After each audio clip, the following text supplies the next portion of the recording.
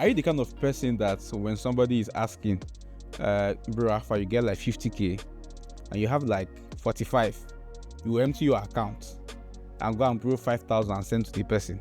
I've come for you today. On a more serious note, today I'm going to be focusing on people who there are certain sacrifices that you cannot make, but you just want to make them. There are two kinds of people mainly. There are people who do it from a place of, I want this person to like me, like a place of validation. Now, there's the other kind of person that does it because he just has what is called a savior complex. Okay? Today I'll be focusing on those who do it for validation, for a need to be liked, for a need to be loved. So why not just stay with me for the next couple of minutes? Hello, my name is Victor Akan, and I would like to welcome you to yet again another episode of my Breath of Hope podcast. And if you're a people pleaser, come here. If you're not, but you still know somebody that is, come here. Share it, go and send it to them.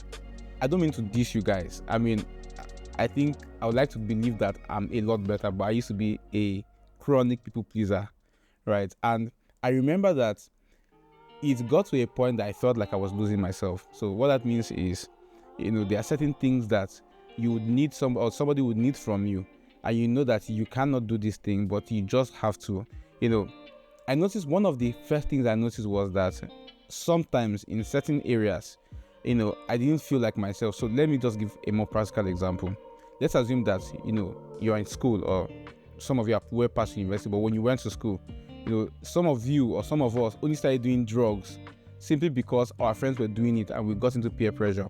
So at that point, when you got into peer pressure, you did it for some sort of validation, right?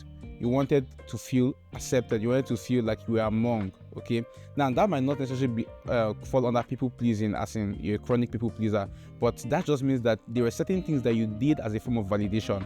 And you realize that if you keep on doing those things out of peer pressure, after a while, you turn back and you be like, Victor, who am I? Like, I don't even recognize who I am anymore.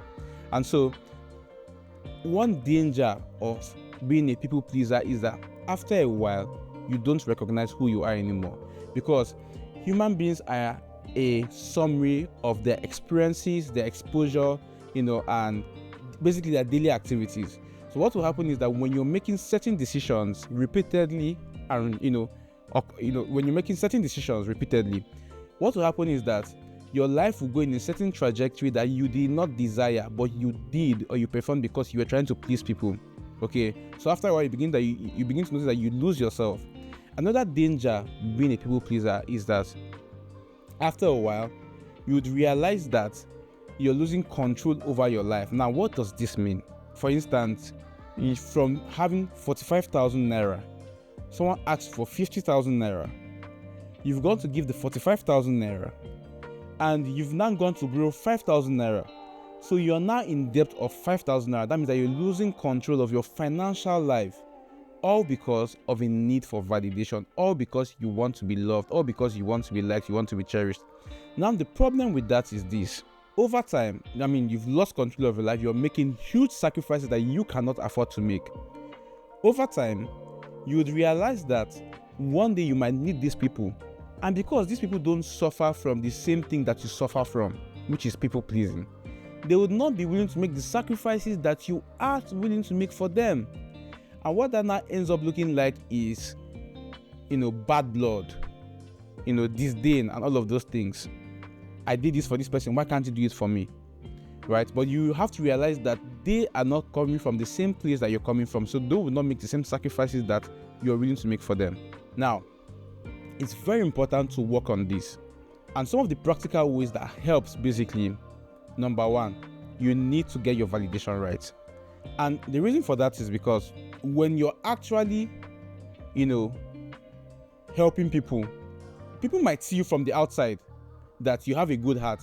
But what you're doing is that you are exchanging a form of help for a need for validation. So it's an exchange. So you need to get your validation right. That is, your validation needs to come from the right source. And one way that your validation can come from the right source is just putting your validation where it should belong, which is from God.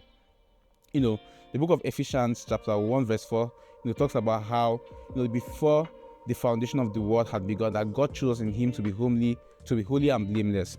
And a picture of what that looks like is that God had you in mind before the foundations of the world had begun. That is, you are not an afterthought. You are something that he had in mind before he began the creation of the universe, right? And that should give you all the validation that you need, knowing that God, the divine one, was that intentional about you. God had you in mind. God called you, brought you on earth, brought you for a purpose. He loves you. He died for you. That should give you all the validation that you need. Now, the problem is that there is a difference between a head knowledge and a heart, heart change or heart knowledge. Just a heart knowledge. Now, the head knowledge just means that you know, but the heart knowledge now means that it has now rested in you. There's now found expression in you. So it's like saying that I love you. I know you love me. You love me. But there's a way I'll ponder how much you love me. I'll be like, you love me. So that information has now taken rest in my heart. It now influences my perception, how I see things. So beyond knowing that God is intentional about you, God loves you, and that should give you all the validation that you need. You must also meditate on it to an extent whereby it now affects how you think.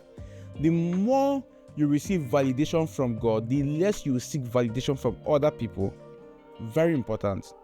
So being intentional about getting to know God, getting to know God's heart for you is going to help a lot.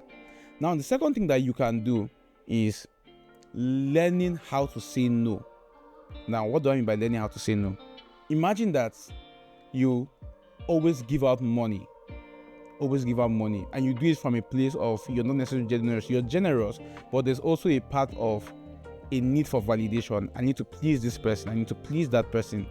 Now, the problem with that is that when you give too much, I've already explained the problem, but the problem with that is that when you say yes too much, you're always by default going to say yes. So your mind is programmed to always say yes. So sometimes when you want to say yes, just say no. I can't. You might have the money. You might have 200,000 naira and I need 100,000 naira. You can give it and you know that the 100,000 naira is still going to be enough for you. Just say no. Except the person is not dying, or let's say the mother is not dying or something like that, right? But just say no. After a while, you would learn to find that balance between saying yes and saying no, right? And you're not doing it because you're wicked or because you hate the person. You're doing it to protect yourself. You're doing it to get control of your life. Think about it this way. If you eventually want to settle down, right, and you still have that habit, or let's say you've settled down, you have a wife, you have a child, you still have that habit, over time it's going to affect them, right? Because your need for validation is not going to be beyond you. It's going to affect those people that you need to look out for. So practicing that no gives you the balance to be able to put your life under control, to be able to find, get rid of that validation that you seek from people. Now, third thing that helps is just learning general boundaries. For instance, you put structure. I make 300,000 naira every month. I'm going to give a generosity budget of 30,000 naira. Now, if that 30,000 naira is exceeded, no matter what, I cannot go beyond this. Regardless, you can put it in other areas. Somebody needs your help and the person is calling around 11 p.m. Now, again, there is a context to this thing. There are some emergencies that you can break the rules for, okay? But I'm saying generally, when it becomes a lifestyle, then there's a problem. Now, someone calls you at 11 p.m. I need your help. And the help is something that you know that they'll be fine. You can be like, I might need to sleep by then. Let's assume that you just have a general rule that, 9 p.m., 10 p.m., people should not call me. Maintain those boundaries irrespective, again, except it's an emergency. But other than that, maintain those boundaries if necessary. Maintain them. Of course, I know that you might have, for family, very close friends, you might want to break, those rules here and there. But I mean, as a general use case, okay? Maintain the boundaries that will keep you to not constantly seek for validation. Be it your money, be it your time.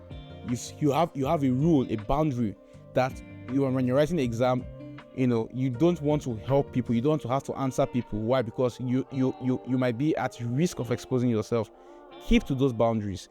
Don't break those boundaries because this person no see me like say I be mess up guy, I know sabi, or Jew guy, so you're not trying to respond for any of validation. No, don't do that.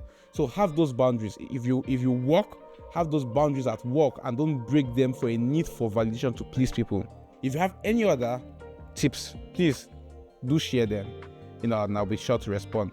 Please also like, subscribe, and share. A lot of people need my content. If you accept you're not being honest with yourself, so please share my content, subscribe, and like. Thank you for staying with me this far. See you next week. Bye.